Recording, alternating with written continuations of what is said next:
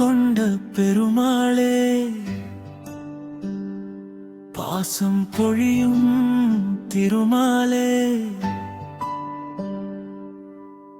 அள்ளித்தரும் அருளாலே அடியார்க்கு நீ காவலே.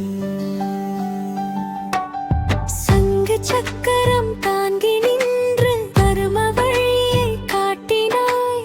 சந்தேகம் வந்த போதும் கூட சரணம் என்றால் காத்திடுவாய்.